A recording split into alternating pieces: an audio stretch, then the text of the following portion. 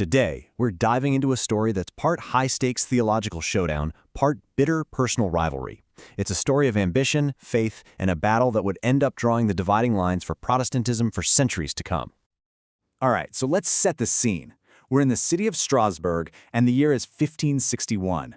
At this point in the Reformation, this place was a theological crossroads, a city where all these different Protestant ideas were mixing, simmering, and just about to boil over. And this is where it gets interesting.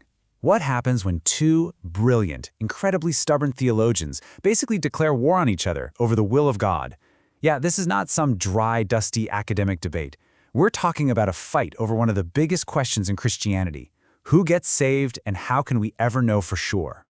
To really get what's going on, you've got to understand the city itself. It wasn't just split by streets and buildings, it was split by belief. Seriously, think of Strasbourg as a powder keg just waiting for a match. On one side, you have the super strict Lutherans, the Gnesio Lutherans, who saw themselves as the real followers of Martin Luther. And on the other, you've got this growing influence from Reformed thinkers like John Calvin. The city's leaders, they're trying to keep the peace, but it's not going to last. And right in the middle of this whole storm, you have two absolute intellectual heavyweights, and they are on a collision course. Okay, so in one corner, you've got Johann Marbach. This guy was a student of Martin Luther himself. He's the church superintendent, a powerful leader, and he has one goal: make Strasbourg 100% Lutheran, period. Then in the other corner, you have Jerome Zanchi. He's this brilliant Italian exile, a top-tier professor, and a follower of the famous Peter Martyr. His mission? To teach Reformed theology. You can already see the problem, right? Their goals are in total opposition. So, you've got the tent city, you've got these two powerful rivals. Yeah, it was only a matter of time before the whole thing just blew up. Now, this didn't just happen overnight. It was a slow burn. Marbach was suspicious of Zanchi from the moment he set foot in the city back in 53. And for years, things just simmered. But then, in 1560, Zanchi blocks a book Marbach once published, and that's it. Marbach declares all-out war. He wouldn't even say hello to the guy in the street.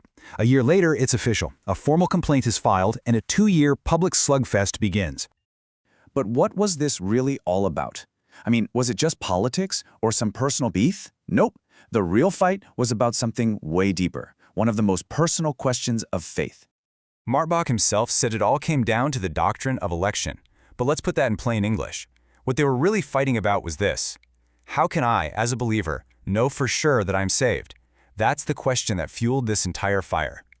And at the very heart of that question is predestination. You know, the idea that God, before time even began, chose who would be saved. Now, get this. Both of them believed in it. The fight wasn't if it was true, but how you should talk about it and how a regular person could find any comfort in it. So their whole disagreement really boiled down to two completely different ways of thinking about it. Marbach, remember, he's the pastor. He's saying, look outward. Find your assurance in the promise of the gospel that Christ died for everyone. It's simple, it's focused on Christ, and it's for everybody. But Zanchik, the professor, he's saying, no, look inward. He had this logical formula, the syllogismus practicus, where if you see the signs of being elect in your own life, you can logically conclude that you're one of the chosen. And to defend his position, Zanchi lays it all out. He argues that God knows the exact number of people who are chosen and who are not. If you're chosen, you can't lose it. If you're not, well, you can't be saved. You can see how this logical, airtight system might have seemed absolutely terrifying to a pastor like Marbach. And listen to this quote from Zanchi. It really says it all. For him, not preaching predestination was like not preaching God's love. To him, it wasn't some scary, abstract idea. It was the ultimate proof that salvation is a gift from God that you can never, ever lose. But Marbach is looking at this and seeing a huge pastoral nightmare. He was afraid that Zanchi's whole look inward approach would just send people into a tailspin of anxiety, always second-guessing and looking for signs in themselves instead of just trusting the promise of the gospel. So, who actually won this thing? Well, it's kind of complicated. One man definitely won the battle in Strasbourg, but the other guy's ideas? They went on to change the world. Okay, so in Strasbourg itself, the winner was clear: Johann Marbach. He was a powerful ecclesiastical bureaucrat, as one historian put it. He knew how to play the game, and he used every bit of political and church power he had to crush Zanchi. His victory was made official in this document called the Strasbourg Formula of 1563, and it was a total win for his side. It said believers should only look to Christ for assurance, that why some are saved and others aren't is a mystery, and it flat out rejected Zanchi's idea about the perseverance of the saints. For Zanchi, this was a total humiliation.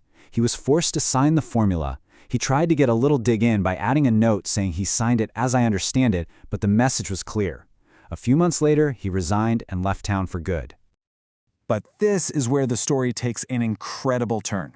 Zanchi lost the battle in Strasbourg, but you could say he won the war. His writings on predestination got translated and spread like wildfire, shaping English Puritanism through massive bestsellers like William Perkins' Golden Chain. One of his students became a star at the famous Synod of Dort. Even centuries later, his work was being brought back to fight new theological battles. His intellectual legacy was just immense. And Marbach? Well, his legacy was secure too, just in a different branch of Protestantism. The views he fought for in Strasbourg became the official Lutheran position in the super important Formula of Concord.